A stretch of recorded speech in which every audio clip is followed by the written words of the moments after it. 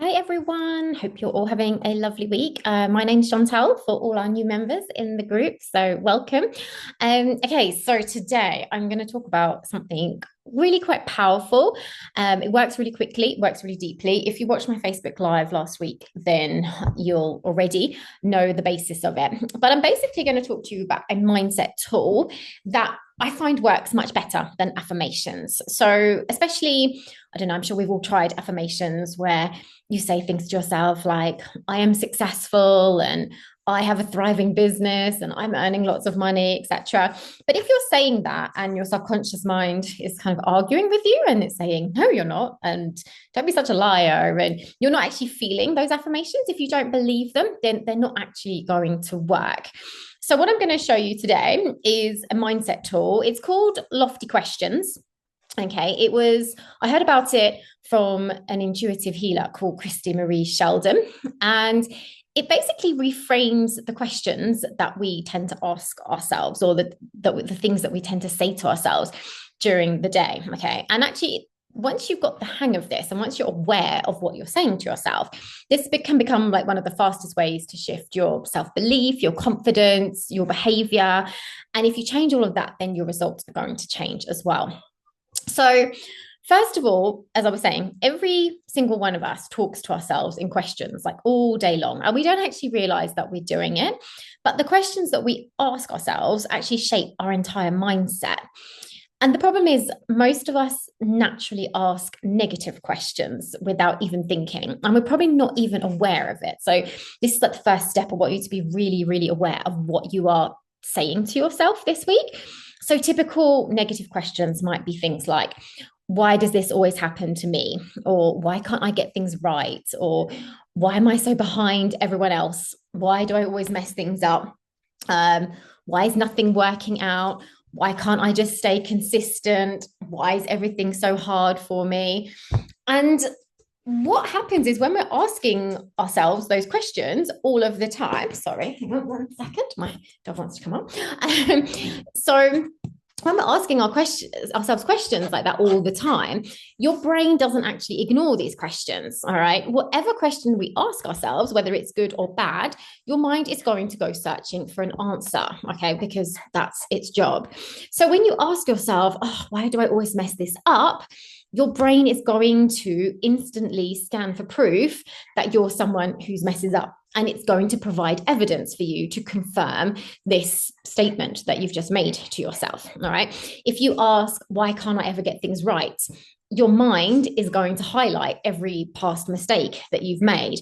If you ask yourself something like, why is nothing working? Your brain is going to filter your day through a lens of like difficulty and struggle. And this isn't because you are negative or dramatic, but it's actually because how the brain is wired. And so this is where I want you to start reframing things. Okay. So, first of all, I'm going to explain a little bit about the science about why reframing these questions into more positive questions can work so powerfully. So, there are actually three parts of the brain that are involved in this. Okay. And once you understand this, then hopefully a lot of this is going to make sense. So the first part of your brain is the reticular activating system. Okay, or known as your RAS.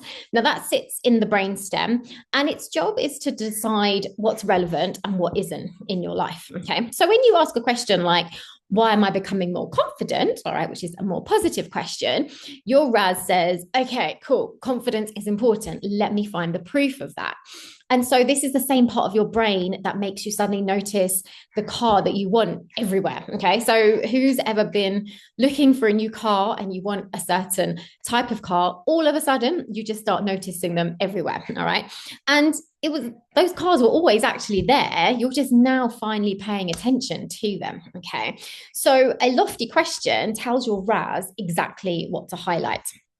The second part of your brain that is used is the prefrontal cortex. Okay. And that is basically your clarity and your problem solving center. So, this part of your brain is responsible for decision making, planning, any kind of goal directed behavior, and questions activate it instantly. So instead of going into overwhelm, procrastination, you shift into clarity, you might find solutions, and you just feel a calmer as well. You're able to take action. So, again, this is why these questions can make you feel instantly more capable. Okay. And then finally, we've got the subconscious mind. So this is where our beliefs and our emotional programming live. Okay. Now, your subconscious hates being told something that it doesn't believe yet. All right. So that's why affirmations can often trigger resistance. Like what I was saying earlier, you tell yourself, I'm super successful. Your brain goes, no, I'm not. And you start perhaps comparing yourself to other people, for instance. Okay.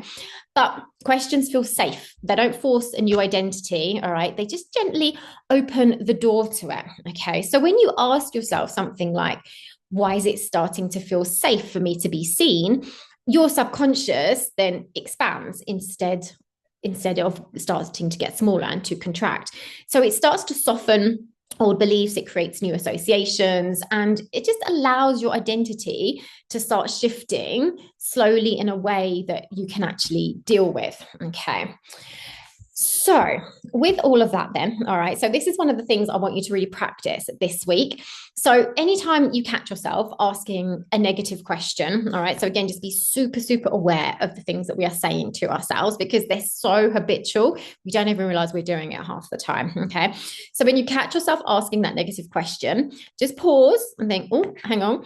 And then I want you to flip it and reframe it. Okay. So, I'm going to give you some examples. So instead of saying, why does nothing work out for me? You can say, why are things starting to fall into place for me now? Instead of saying, why am I always behind? You can ask, why am I exactly where I need to be right now? Instead of saying, why can't I stay consistent? You can ask, why is taking action feeling more natural for me every day? Final example, instead of why am I so bad at this? Ask yourself, why is this becoming easier for me? Okay, so just that one tiny shift in the question creates a huge, huge shift in our brains. Okay, and as I said, our minds are always going to work harder to answer a question, to find evidence for that question, than it ever will to just believe a statement that you are saying to yourself. All right, so I'd love you all to give that a go. What I tend to do, I tend to write them out and I put them, I've got a load on my wall in front of my desk, okay, that I kind of look at every single day when I'm sitting there. So write them down, have them wherever you're going to be more often so that you can notice them. And just use it this week. Use it for, well, ever actually. You don't have to just use it this week. It's a really, really useful tool to use. And yeah, I hope you find it helpful. I'll see you next week.